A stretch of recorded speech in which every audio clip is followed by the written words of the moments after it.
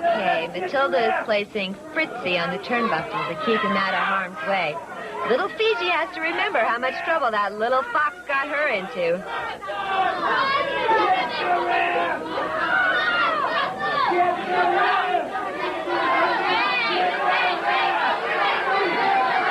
The referee is warning Matilda about the illegal use of the whip. I don't know what good that's going to do. That whip is like a part of Matilda. She'll never let go of it. Well, I don't believe it. Matilda has put her whip down, and now the other girls can enter the ring. I promise not to hurt you. Because you're too little, and you're going to be my slave. You hear me? Yeah. Be my slave. Oh, no, it's a trick to get the two girls to fight her. Matilda is getting her whip. The referee wants Matilda to give up the whip, but she's going to do what she wants to do to who she wants to do it. Now the referee's been kicked out over the top rope. A double drop kick. But they're not effective enough on Matilda. Now they're trying to put a dent in Matilda with their headbutt. Yeah, I'd be afraid to put my head in all that, Pele. It might get stuck in her fat and never come out. Matilda lifts little Figi and down she goes. That's a high fall to get dropped from. And now the German gives her a big splash and little Egypt jumps on top. And the Hun feels like she's got a fly on her back. She's standing up with her on there.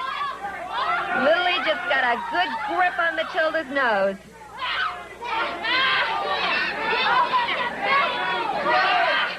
Matilda shakes her off. Whoops! If little Egypt can keep up that kind of speed, she may have a chance of confusing Matilda and winning the match.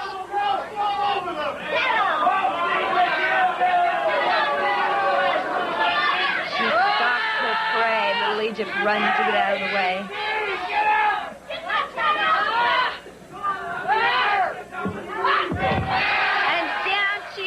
She trips over little Figi. But that's understandable. After all, she hasn't seen her feet in years.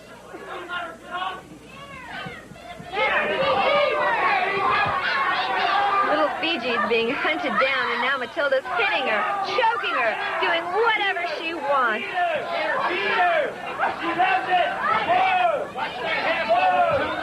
Oh, no, Matilda's putting all her weight on one foot, and that one foot is on top of little Figi. She turns her attention to little Egypt. That's for me, brother! Great flying! But Matilda has caught her like a fly in the air.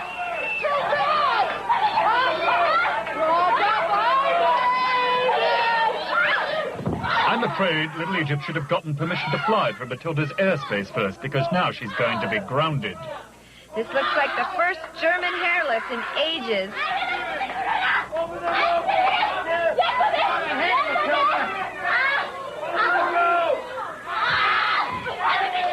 Little Fiji's trying to get her off of little Egypt. Now look at Matilda. She's palming both their heads like basketballs. At this moment, I'd say she has more brains in her hands than in her head.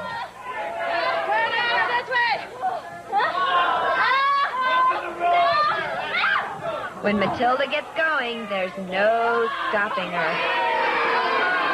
Listen to that crowd.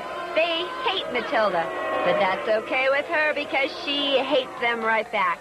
You know, Sir Miles, I think sometimes that if we all showed Matilda some love and kindness, she'd become a nice person. You've got to be kidding. Uh-oh. Matilda is setting something up here. There's only one reason to lay these two girls side by side next to each other. And that's... Oh, no, she's climbing up onto the lowest rope, getting ready for the final countdown, and splash! The two girls roll out of the way just in the nick of time. And now Matilda is laying there almost unconscious from the shock of all that weight. And what do you know? Little Egypt and little Figi just happen to have a net on hand to assist this beached whale.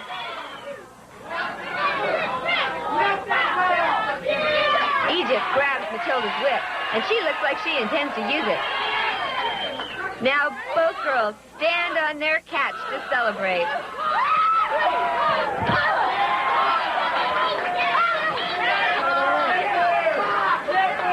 Now that they've got her trapped in the net, Little Figi and Little Egypt say, let's have some fun. And they're throwing little fritzies. I think this looks like a game of cat and mouse. Whoops, the cat is back, so the mice better scat. Not before a good game of monkey in the middle. I have a feeling when this is over, fur will fly, and I don't mean Fritz's. Now Matilda's got her Fritzy back. She's handling both of her opponents without too much effort.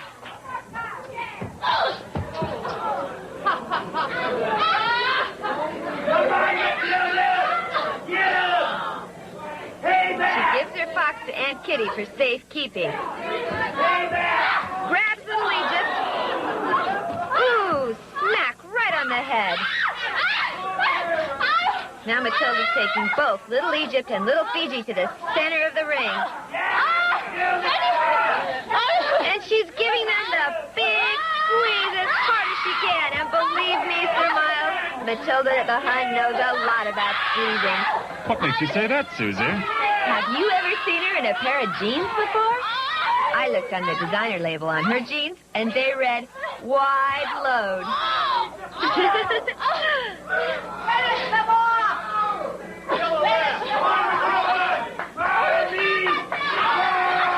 But tell me, Susie, why is Matilda standing there and shaking the girls like that? Come on, Sir Miles. Are you telling me you don't know that Matilda is a physical fitness freak? She is? Sure. In terms of having a good body, Matilda is a freak. Matilda's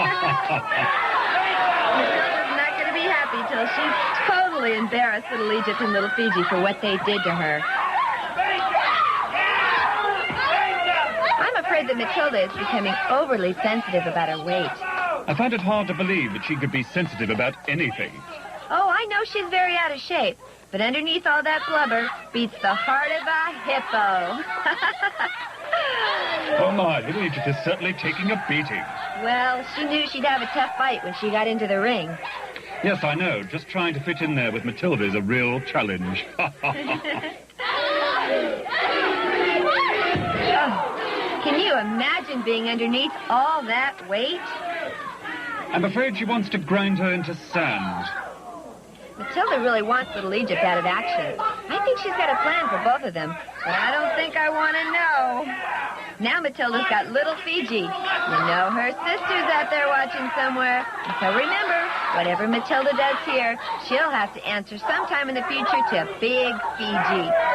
But right now, Little Figi is on her own. It looks like Matilda is setting these girls up for a double pin. This is what makes Matilda the cruelest wrestler in G.L.O.W. For her, mental torture is as important as physical punishment. And there's the big crush. Little Figi and Little Egypt are caught under Matilda's avalanche. Now, isn't this ridiculous? Why doesn't she just finish the match? I'll tell you why. Because this is Matilda's idea of a good time. Look at her standing there. Poor Figi and Little Egypt. Can you imagine what pain they're going through? All for Matilda's entertainment. Well, it looks like she's had enough. I tell you, Sir Miles, I can hardly wait till the next loser leaves G.L.O.W. match.